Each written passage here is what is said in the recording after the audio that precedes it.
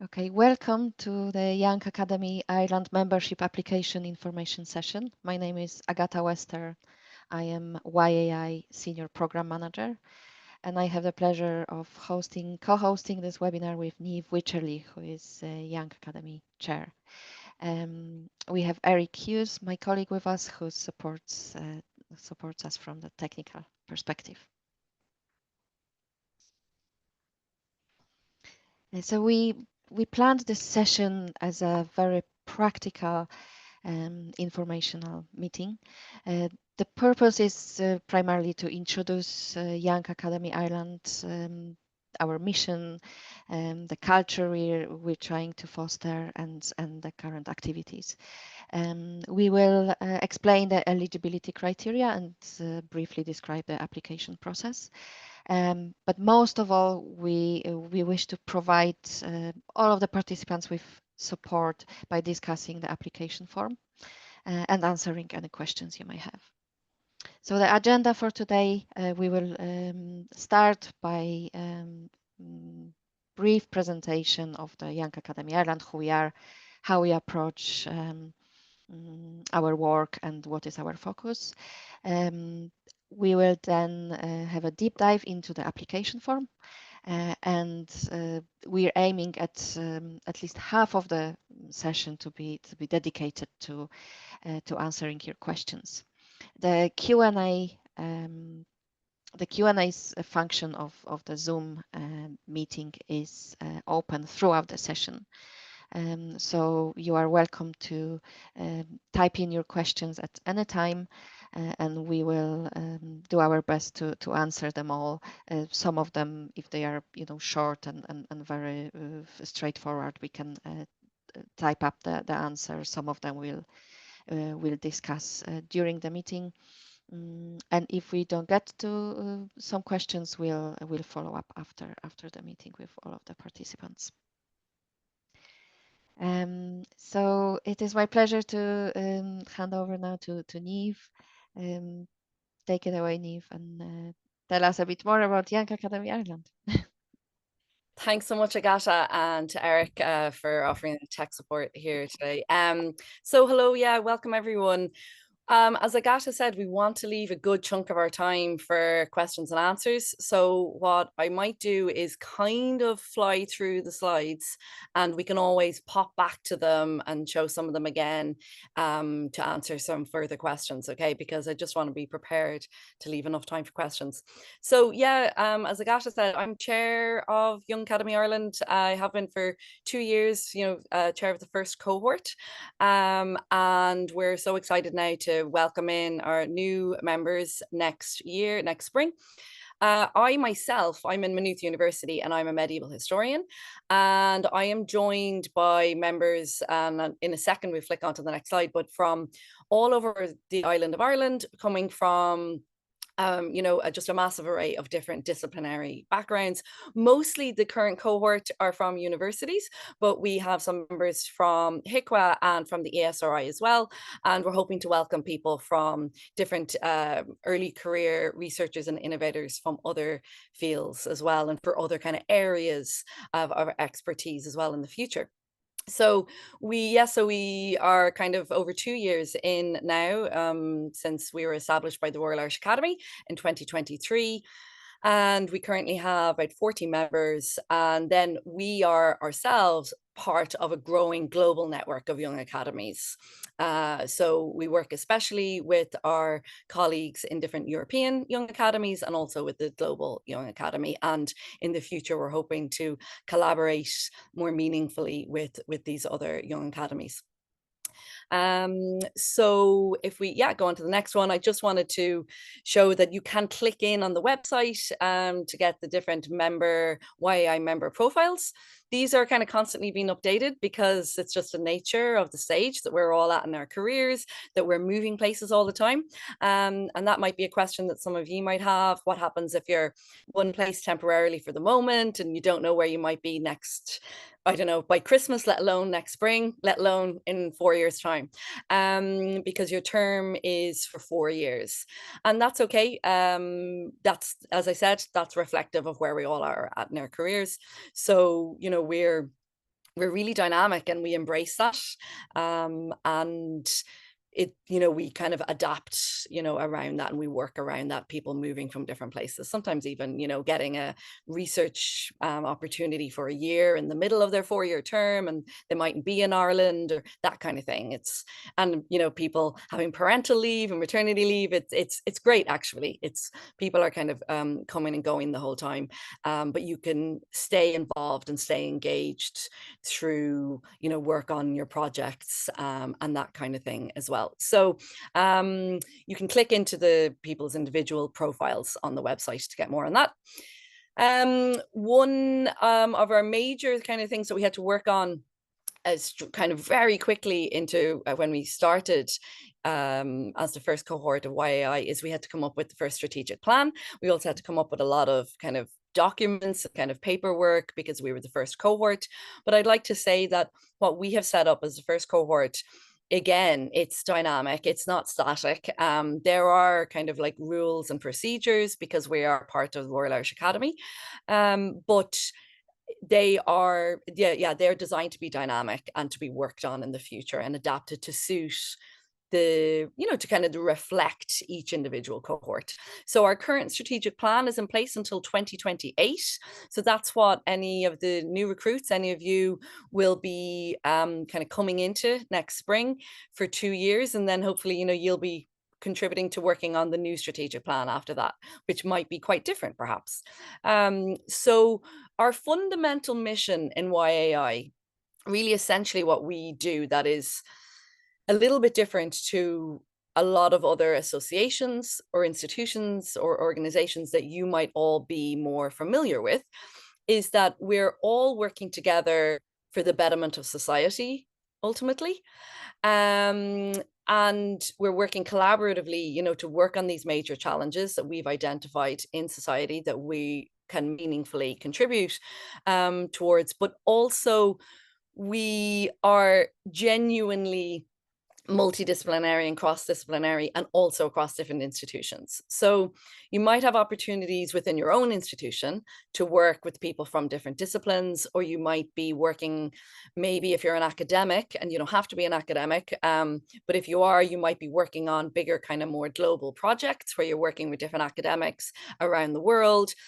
But this, to me, I think there's nothing like it, where you are working with, again, like-minded individuals, but coming from different cultural backgrounds, different political backgrounds, different, different kind of family setups, just completely different areas, but also in different fields, different disciplines and different types of institutions. So it's just fascinating how quickly you get an insight into other people's perspectives, and that happens just naturally. It's not forced.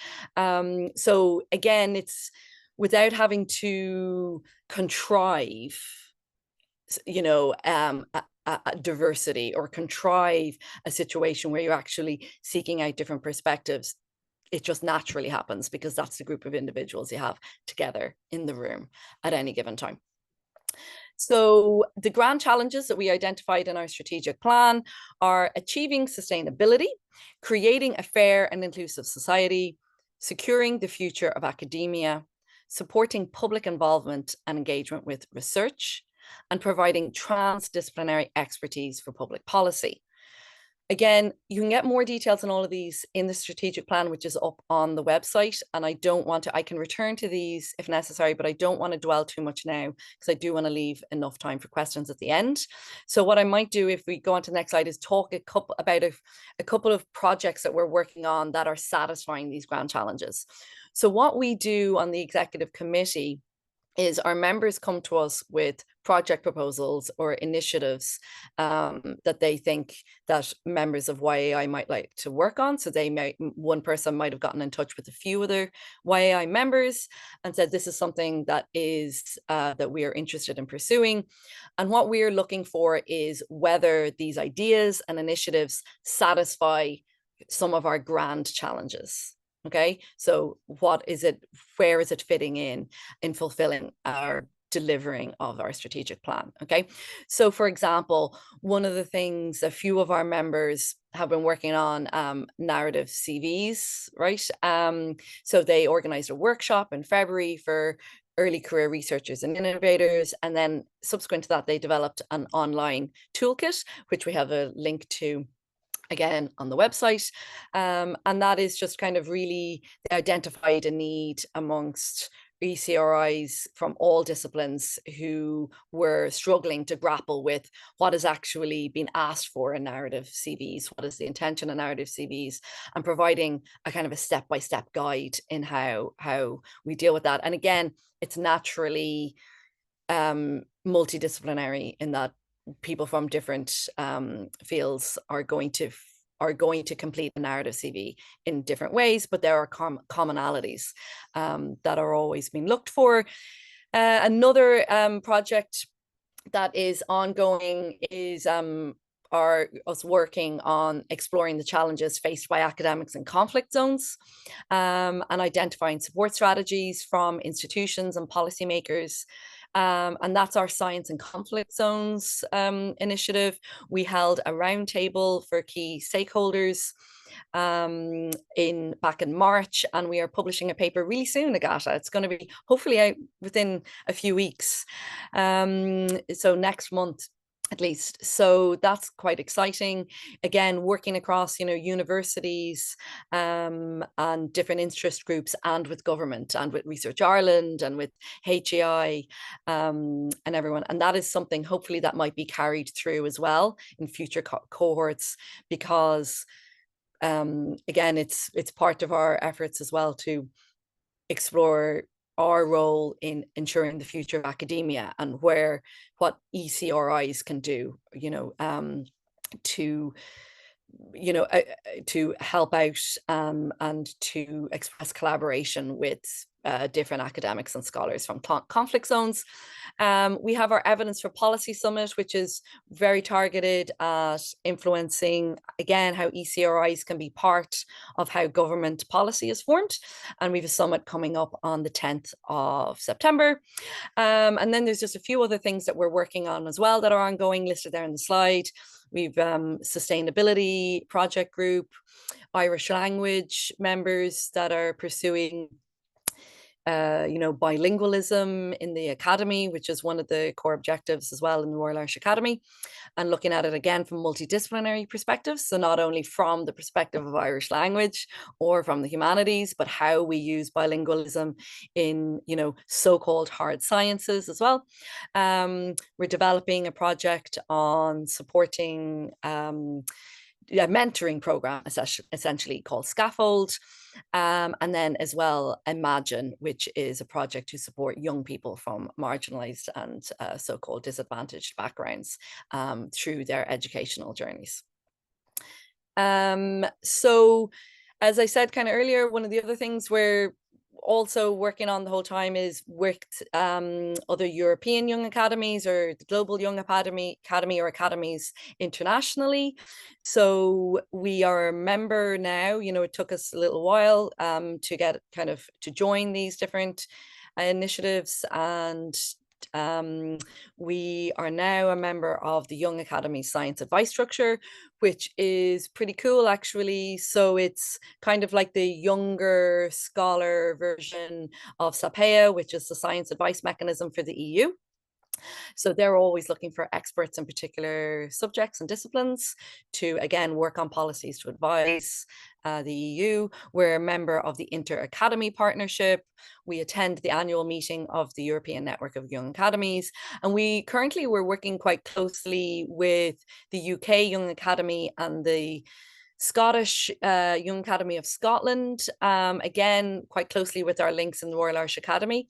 But then our own individual members have been kind of organically collaborating with different young academies, like the German Young Academy, the Swiss Young Academy, just on different individual projects. So we're learning from them, they're learning from us. We do kind of exchanges and that kind of thing. And then the final thing just there on the slide is we have been working a good bit over the last year or so on really trying to represent ECRIs, earlier career researchers, in consultations with the newly formed Research Ireland, and kind of expressing what are the unique needs of ECRIs in relation to the research landscape, the funding landscape in Ireland. Okay, I'm keeping an eye on time. So again, as we said, it's a 4-year term. We have every 2 years, we have an intake with overlapping cohorts. So the current cohort has been in place since 2023. So we kind of are adding in our new members now next spring. And then from then on, it'll be every 2 years. One of the key things about Young Academy Ireland is it is an active participation collective, right? So this means that you have a lot of opportunities to meaningfully collaborate with people because everybody is buying into this is active participation. So straight away, you're pushing an open door in terms of if you go to someone with an idea or if you want to get involved in something, it is already a given that everybody understands that we're actively engaging with one another, with one another. Okay. You have lots of then opportunities within that for your own kind of little leadership roles within different projects, subcommittees, initiatives, that kind of thing. So it's really quite a rare opportunity to actively get involved in so many different things. And as I said, a lot of people are coming from academia like myself, and you don't often get those opportunities to genuinely kind of work on maybe discrete, smaller, or even larger projects with people from completely different backgrounds, and that you can actually have a meaningful say.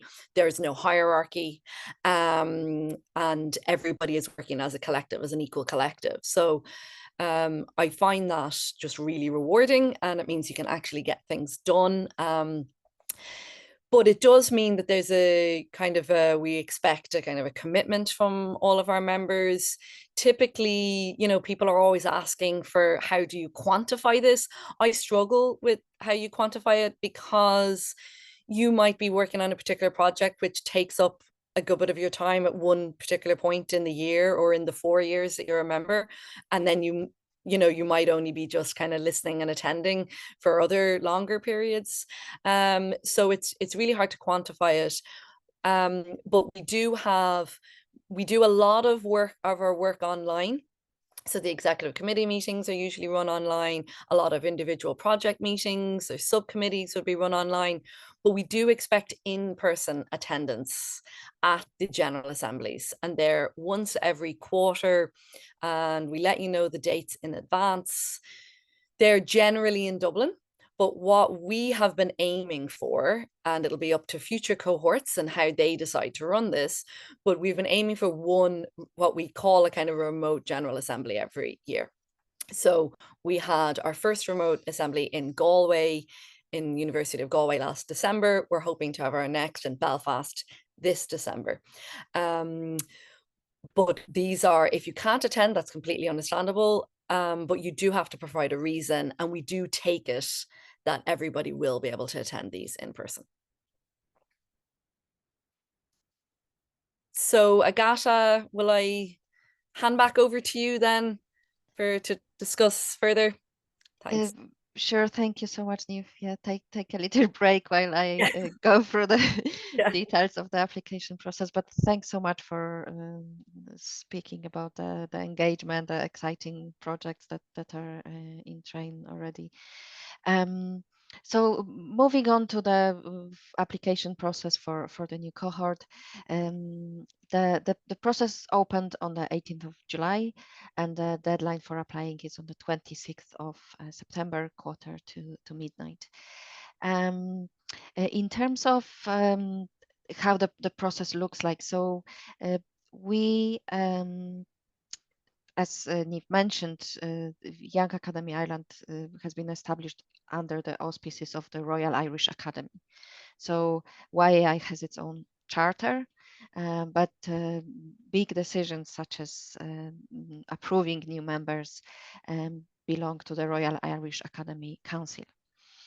So the way this application process is going to look like is that the assessment panel is going to assess all of the applications and recommend 20 new members for approval to council during the first council meeting in 2026. And once council approves those new members, at that point we will be able to issue notifications to all successful and unsuccessful candidates.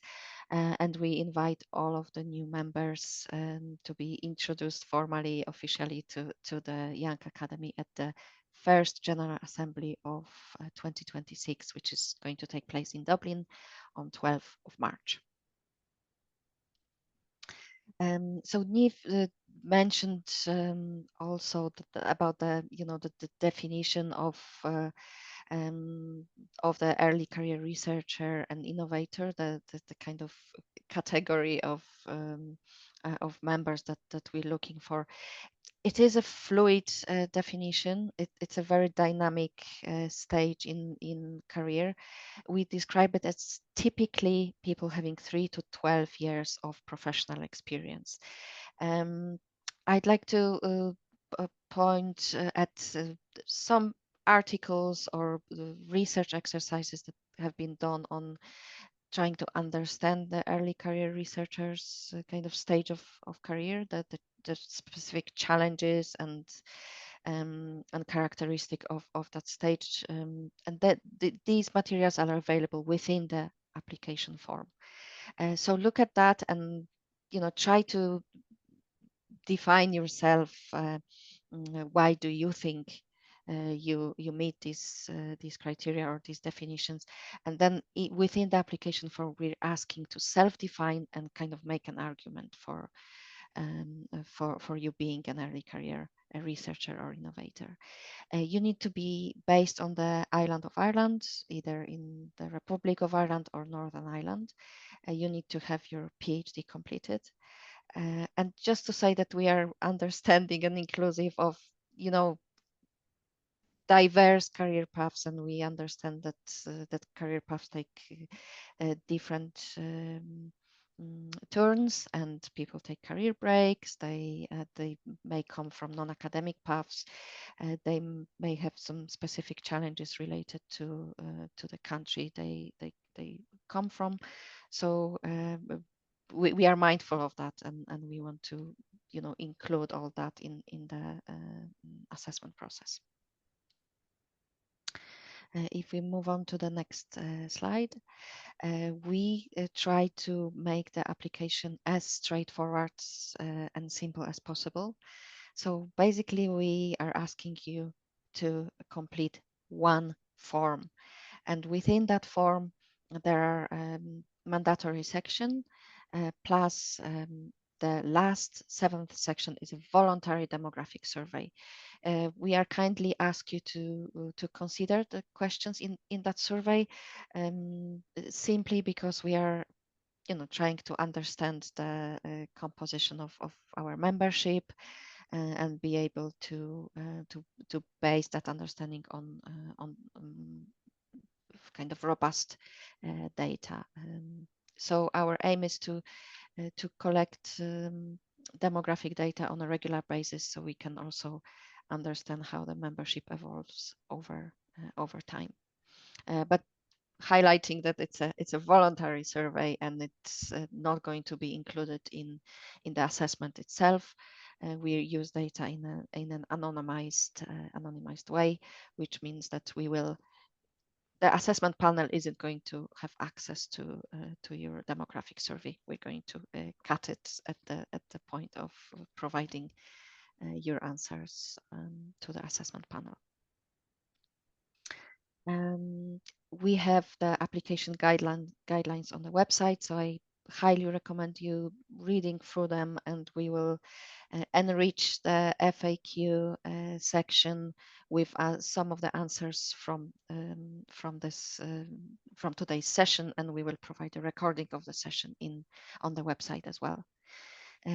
Eric, if I could ask you now to to open the application form. We will now move to, so we are seeing our website at the moment, some details on the application form. One thing from the very practical perspective as well, it's a one-page form. So all of the questions are available from one page when you scroll down all the way to section 7. So we recommend that you save the question in the separate document, answer your questions and answers in the separate document while you work on your application form. And then when you're ready to actually submit your form, open the form again, copy and paste your answers, and then hit submit. We try to provide as much context and as much instructions within the form itself. As I mentioned, we have guidelines for understanding the early career stage, and we also linked to our narrative CV toolkit. In terms of the scores for the sections, we have 3 sections of this form that are scored, and these are the sections that help us understand your career excellence, help to get insight into your leadership and teamwork potential. And the last scored section is around your motivation to join that active membership organization, to work on those projects and create projects for the benefit of society. So the section around ideas and motivation is also scored.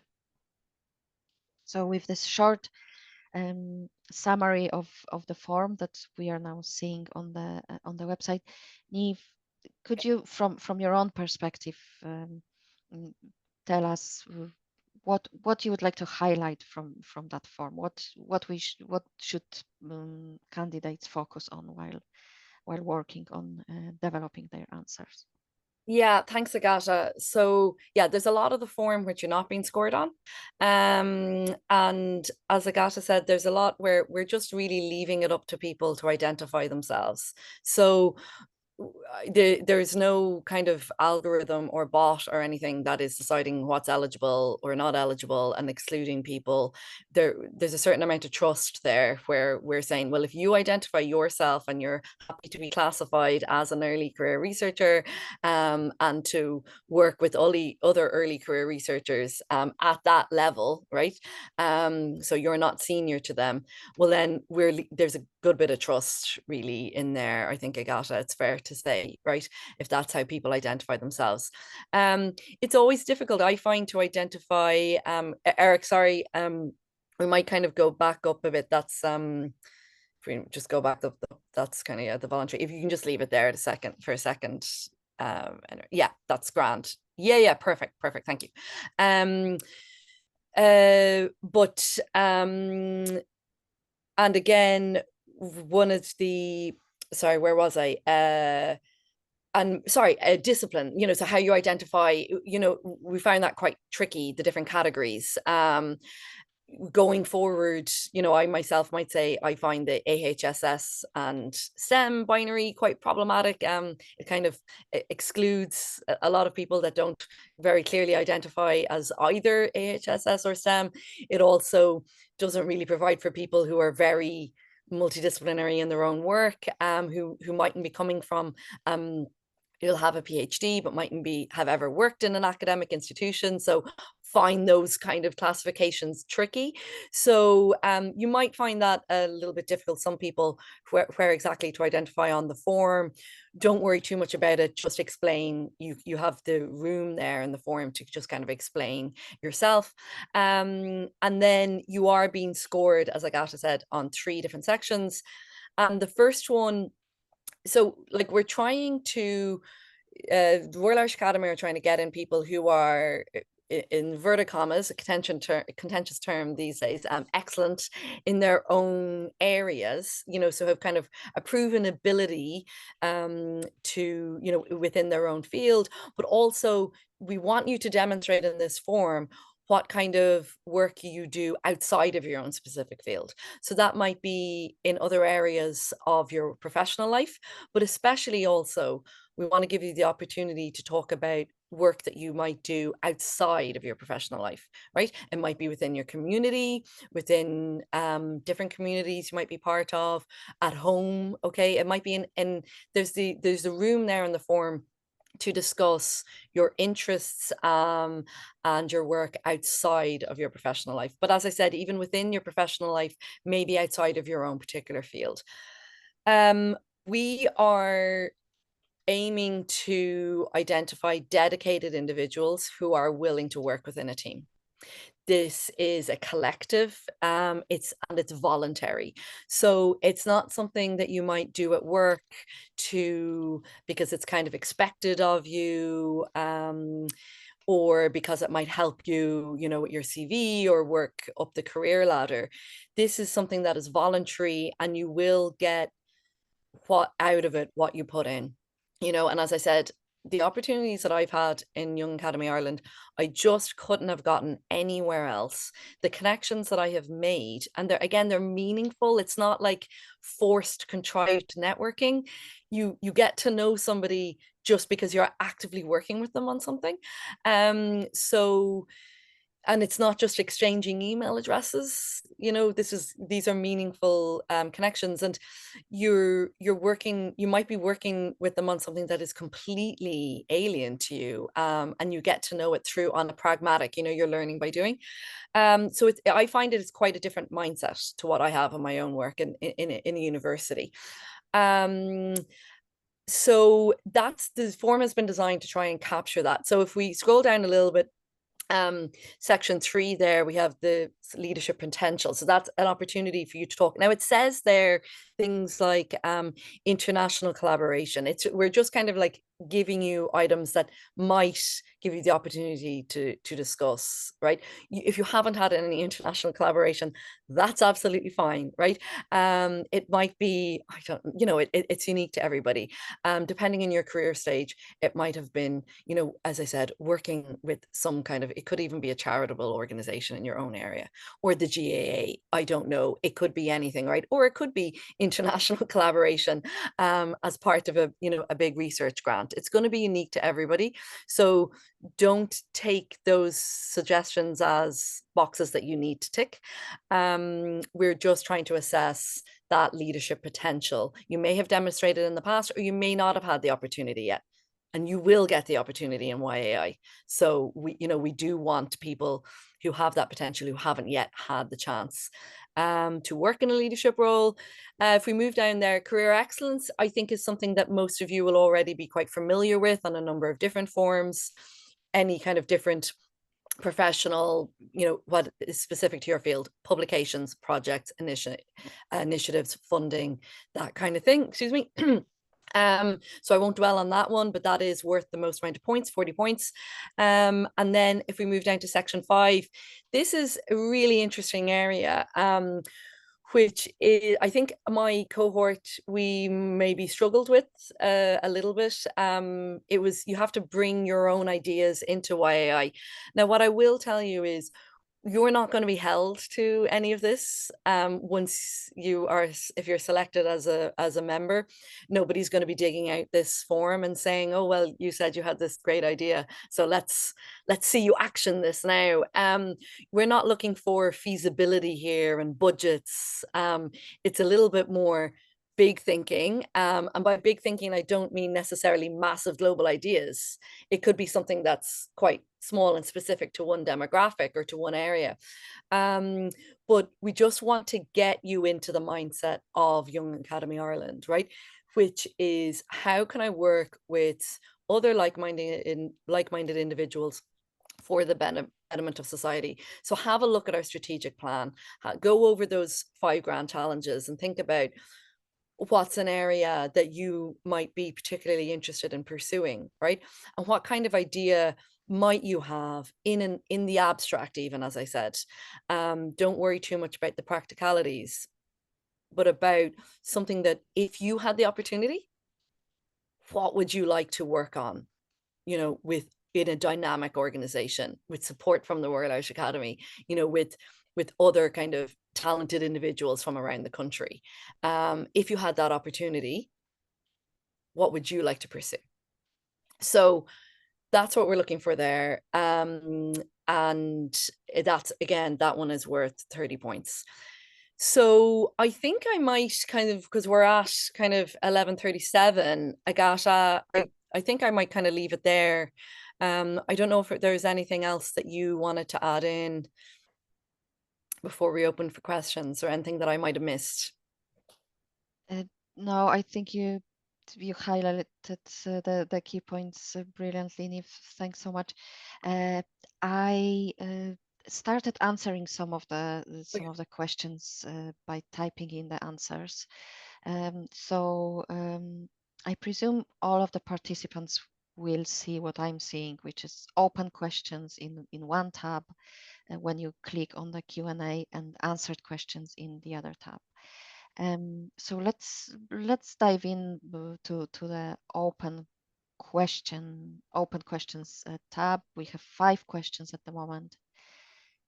Niamh, if you see anything that you'd like to kind of Well, my tackle. understanding, yeah, the first one about bots, ChatGPT, my understanding is that the Royal Irish Academy, that aren't going to be using at all in assessing these applications. No, assessment Yeah. panelists will be reading through the Yeah. applications and assessing them. Yeah, and then ascertaining on an individual basis as well whether applicants have used Gen AI. I think we all acknowledge that generative AI can be quite helpful in certain things, like translating, perhaps, for as one example. But it's these are all going to be individually assessed by human beings, like Agata and stuff, before they go to the the assessment panel. Residents, if you're going to be resident, I think the terms at the moment are resident at the inauguration, at the induction, sorry, the resident in Ireland by the induction next March. Yes, it's this question, Yeah. this particular case, if a person secured a job in Ireland already, it's our understanding is that you're planning to move to Ireland as soon as possible, and we know that the challenges of finding the accommodation. So good luck with house hunting. Yeah, Hope it goes smoothly. Yeah, reference letters. So we discuss this a lot, and reference referees and all that are really on their way out in academia for many different reasons. They tend to skew our understanding, or panels understanding of the applicants. So we have no referees details or no kind of recommendation letters or reference letters as part of these of this application. And if so, what stage? Yeah, so none at all. We, will be kind of checking by other means that these are real, that you are real people. But that is as far as it goes. Are there 10 years post PhD, moved from a healthcare discipline? That's fine. To what extent is value placed on contribution to a singular disciplinary field? That's actually a really interesting question, Agata. Yes. Like, I think the whole thing that I try to dwell on is certain people are afforded many opportunities in life, right, to express themselves, or to show their leadership abilities, or to show their teamwork abilities, and other people have all of those characteristics, but they just don't have the chance, right, to display them. So if all of your contribution is in a singular disciplinary field, that is absolutely not going to be held against you in any shape or form. What I would say to you is explore whether, think a little bit more broadly about whether in other areas of your life, perhaps, you could demonstrate that you're involved with different communities, I kind of jokingly said it could be it depends on your background. I mean, I've grown up in Ireland, so like the GAA is is a massive part of the culture. But whatever it is from wherever you're from, or whatever your background is, it could be something that you think is quite small. It might be like a small way in which you work with a charity, or it could be anything. I'm trying hard not to give too many examples because it's going to be so unique to each person. Yeah. But essentially, no, if you have spent your whole life, whether that's professional or personal, just working in one particular area, or living in one kind of particular area, that's absolutely fine. It takes all different types of people. Some people are very global citizens, and some people have all their lives been spent in one area, and that goes the same for professionals. Some people have worked in loads of different places, and some people have been one place their whole life. That's fine. We're looking for all of you to shape long-term direction of the Academy itself. The long-term direction of the Royal Irish Academy, Thomas, I'll put out there. I suppose you don't know if you can kind of answer like, well, do you know what? I don't think there's any clear answer to that. I think the very fact that the Royal Irish Academy started the Young Academy Ireland means that they actually place a lot of value on it, and that they do want Young Academy Ireland to shape the long-term direction. They are constantly looking for Young Academy members to be part of all facets of the Royal Irish Academy, different committees, different projects, even, acting as rapporteurs on different discourses run by the Royal Irish Academy, representing the Royal Irish Academy at different things. So I would say through their actions, it's implied that the Royal Irish Academy does want Young Academy members to shape the long-term direction. However, there is no explicit role or kind of formal official role in that, as far as I'm aware, Agata. Yes, that's correct. It's the Young Academy Ireland has been set up as one of the strategic priorities to include that early career researcher voice in the Royal Irish Academy's endeavors, shaping its EDI strategy and so on and so forth. So we are constantly working on developing close relationship and partnerships around various projects. I think the vibe has been very much that we have to prove ourselves as well. So that's up to each. We've been kind of, we're the first cohort, so we've been kind of trying to do as much as we can to establish ourselves. But I would say, I'm backing future cohorts to really, yes, shape the Royal Irish Academy. And yeah, as I said, it's each cohort of YAI needs to take those opportunities and to have a big as influence as they can. Where can we find more details regarding activities? Yeah, so we're sharing the website. Yeah, and trying to update as much as possible, Asifa, on the website. Some of it isn't or in the early stages, so it wouldn't be appropriate for them to go up on the website yet. So if you've seen anything here today, Asifa, that seems of interest, you could maybe email us, and actually maybe Agata or myself, we could put you in touch with individual members if we get their consent to do so, and they might be happy to. Usually, as I said, the vibe in YI is that everybody is very happy to to talk to anybody, so we can see if there's anything you're particularly interested in. But those current projects are things that you could definitely join, and we'll be encouraging the new recruits to join, but also we want you to bring your own ideas into it. Daniel Johnston, just wondering how initiatives happen once formulated. Do they go through the exec? Yes. Is there freedom to pursue them as less formal subgroups? Ooh, that's a good one, Agata. We have an EC meeting on Monday. I'll bring that to them. That's something that we've been working on. Essentially, everything goes through the exec.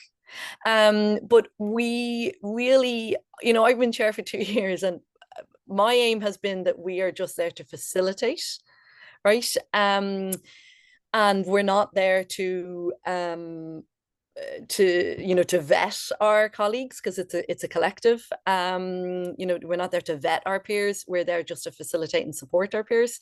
But everything does kind of go through the exec. People have been doing amazing work, though, just kind of developing things to quite a developed stage, and then coming, or working with directly with a GATA on something, and then bringing it to the exec. But that is something that we're actually working through all the time, and we're going to have a new executive committee starting in September. So they might have a kind of a different perspective on it. What I will say is that to date, most of our money comes from the Royal Irish Academy. So the budget has to get approved, right, by the Royal Irish Academy. And that sometimes can influence how initiatives are developed. However, we do encourage members to, and if someone does form a subgroup, to look for outside and external funding as well. So then you might have more freedom if you're getting funding from elsewhere, and how you pursue those initiatives. Kian says, you briefly talked about the selection process. Mind expanding on that? Are there rounds of reviewing? Is it other YAI people or RAI reviewers who is involved? Where's it gone? Apologies. I answered. I typed the question, the answer, and then it disappeared. Apologies. Maybe I'll take this one. We are aiming at a diverse assessment panel. The majority of assessors will be coming from the Royal Irish Academy, but the Young Academy members will also form the part of assessment panel, and we will be inviting some representatives from private, public, and NGOs sector. So yes, it will be a mix of disciplines. First, we're going to check all of the applications for eligibility criteria, and then send it to assessors, and one application will be read by 3 assessors. So yes, it's going to be a kind of mix of assessors reading each application. And following that, the assessment panel will meet at least for one session to kind of decide as a collective on the final shortlist. Thanks, Agata. A couple of things there as well. Questions. A researcher who's just joined has just moved to Ireland, actually from India. Yes, of course, you're eligible. Interestingly enough, Agata, when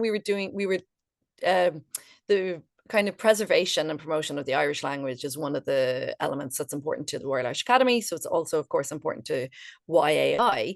But interestingly, when we were doing kind of bilingual sessions in Irish and English, I was going through kind of what would be the kind of so-called kind of like first languages or native languages of the current cohort of YAI members. And it was only half, I think, would have said that English was their first spoken language. So only like half of, of current YAI members.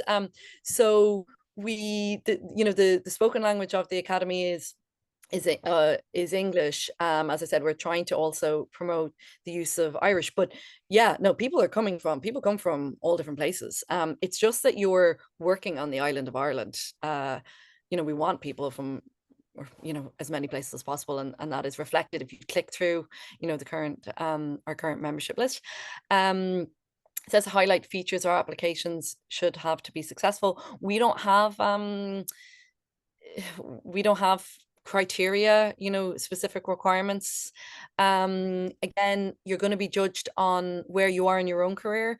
So you may not have any publications yet, right, based on your own discipline. For example, I'm a medieval historian. People publish books in my field, or they publish, peer-reviewed articles in journals that are only published once a year, and it might be 5 years between you submitting or getting an article accepted in publication and it actually coming out.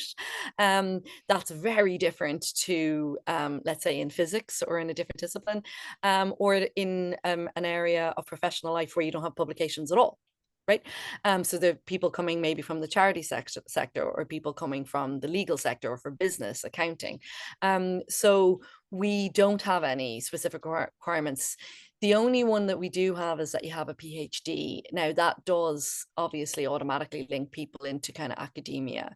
That doesn't mean that we're looking for people who are still working in academia. I don't know if that answers your question. In case someone has completed their PhD less than 10 years ago, no, you wouldn't be ineligible to apply. You're saying there, I think the question there maybe is that you're too experienced. Again, I think that might be what they're getting at, Agata, is it that they already have 10 years professional experience and then 10 years since their PhD, which could be in a different field. We actually already have people like that in the current cohort, don't we? Yes. So this is where it comes down to, we're asking you to self-identify if you would count yourself as an earlier career researcher or innovator, because that's the collective in which you're going to be going into. So if you're actually quite senior in your current position, not quite senior in a previous position where you may be running a whole institute, right? But if you're not running a whole institute now and you're actually counted as earlier career in where you're currently working, well, then that's fine, right? So you might have been quite a senior engineer previously, but now you're in a junior kind of career stage and where you're currently working. And that's how you identify. That's absolutely fine. Because I think what we've really found, I didn't realize that the complexities, I suppose, until I was part of Young Academy Ireland, is that it is so unique and specific to each individual's. It's not just each individual's institution or discipline, but also their background, what country they come from, what, kind of family or personal situation, they're coming from. So they might be like older in age, but they spent their however many years having kids or something, and now they're kind of earlier in this current career, or they might have previously been a lawyer on quite a high salary, but now they've moved into a different field. So it depends on your own background, and we're really trying to acknowledge that complexity and those different backgrounds. One of the things we were discussing actually previously was that in the current cohort we have like younger men from sciences and older women from the humanities, and that it was kind of reflecting that it takes women in the humanities or in the social sciences maybe a little bit longer to get further on in their career. Then, there was just kind of an we were just kind of discussing the kind of the gender balance and the age balance, and it's just quite interesting. So your development is really dependent on your own background and your own discipline. Was there anything else, Agata, that you... There is a question. I don't think or perhaps we could add something more to, can you highlight some of the features of our applications should have to be successful? For example, age index, funding awarded, etc. And there is another one similar to publications, how much weighing or consideration is given to securing funding, independent funding post-PhD. So those things, like your ability to secure funding in the past or to publish things, what they would demonstrate to a reviewer is that you can start a job and finish it, that you are dedicated to your field, that you have demonstrated that you have certain abilities. Okay. Really, YAI, we're not looking for the finished article. We're looking for people who have shown a desire to get involved and to work collectively. So it's not about, we do so many things where individuals don't get kind of what you might call credit, okay, for their particular work on something, because it's about us all collectively delivering the strategic plan and working on different things. Now, you will actually benefit massively as an individual, as a professional, and personally, you will benefit, but you mightn't get your name on a document, or you mightn't get, it's not about shining a light on individuals necessarily, even though Agata and YAI and the Royal Irish Academy do offer us lots of opportunities for personal kind of professional development. and training and mentoring and that kind of thing. But really, we're working as dedicated individuals, but we're working collectively. So that's what we're kind of trying to find in the forum. So we want you to use the forum to demonstrate how you might have done that in the past, right? So how you might have, worked on a project or achieved something individually or as part of a team, so that we can use that as an indicator of what you might be able to contribute to Young Academy Ireland. That's why there's 30 points going for your ideas and your motivations. And that's why we have unscored sections of the form, where we're trying to get an insight into you as an individual. So what I would say is you're going to be working together for collective goals, but you will individually benefit, as I said, yourself as a kind of as an aside to that. And again, you'll be meeting people which you might go off and you might collaborate with them outside of Young Academy Ireland. You might work with them on funding. I'm now working on a number of things actually that are nothing to do with Young Academy Ireland, but with people who I met through YAI. I don't know if that necessarily answers that question. I'm kind of scrolling down. How much weighting is given to securing funding? There's no specific weighting, given to securing funding. These things are just kind of used as an indication that you've been dedicated and successful in your own area. But again, those questions are quite specific to academia, but you might have been successful in other areas, and you might be coming from a very academic background now. I'm sure that each call will be different. How do you know how many eligible applications there were in the first round? I don't know if we can answer that, Agata, can we? I'm not sure. I will have to double check if we can kind of disclose it. Okay, have we? This one is interesting. Do you consider co-chairing a technical session in a conference, invited presentations as a leadership or achievement? Yeah, great question. I suppose that is a genuinely good one, because you're already starting to think about that kind of narrative CV structure where you can use kind of almost anything to demonstrate your potential or your proven abilities and things. So again, if you the whole point of a narrative CV, or a discursive form like we have here, where you have like 500 words, we're not looking necessarily for bullet points or a CV. We're just looking to give you the opportunity to say, yeah, I co-chaired a technical session at a conference and I had to work with people to do that. And it was quite rewarding. And I'd love to do more of that kind of thing in the future. The fact that you were invited to present in something indicates that you've already been recognized as someone who has expertise in a certain area that people want to hear from, right? That you've been invited to speak to a community group, or invited to speak at an international conference, perhaps.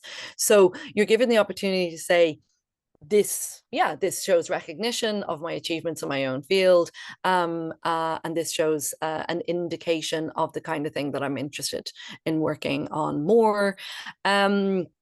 So I would say follow the kind of the guides that we have on the purpose of narrative CVs and the purpose of these kind of discursive application forms, which are, it's not that there are boxes to tick or that there's one size to fit all, but we're giving you the opportunity to say, well, in my area, actually, this mightn't seem like a really big deal, but it is a really big deal. Tell me why, Again, I had to talk to Research Ireland a number of months ago, to people from the former Science Foundation Ireland, about what counts as impact in the discipline of history, right? Or in medieval history, like what counts as impact? Because it's certainly not the same as what's counted as impact in economics, right? Or in cancer research, or in engineering, health care devices, right?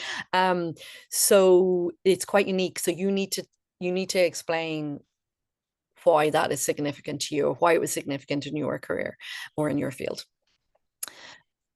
There is a question about the maternity leave. So yes, you can formally apply for maternity leave, and at that point, you have the right to extend your membership past 4 years. So when you're back from maternity leave, then the amount of time you were away is added to your membership term. And that applies as well for parental leave, carers leave. Yeah.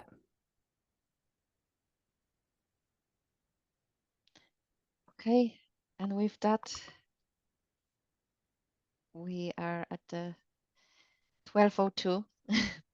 I think apart from that one question around the number of applications in the previous round, which I will check and follow up with the participants, I think we answered all of the questions. If you have any other comments, questions, thoughts you'd like to share with us, please email yai@ria.ie, and we'll be happy to communicate with you via email. And Thanks, I just everybody. wanted to, yeah, exactly. Thank you so Thanks, much for your Agatha. time. Thank you, Neve, for being so, clear with your answers and so engaging during this session. Thank you, Eric, for supporting us from technical perspective. And good luck to everyone who is still planning to apply. We look forward to reading your applications.